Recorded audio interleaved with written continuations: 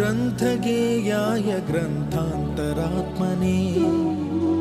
गीतलीनाय गीताश्रयाय गीतवाद्यपटवे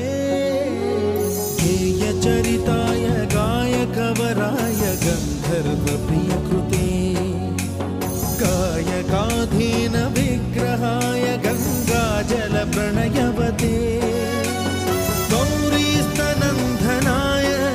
गौरीहृदयनन्दनाय गौरभानुसुताय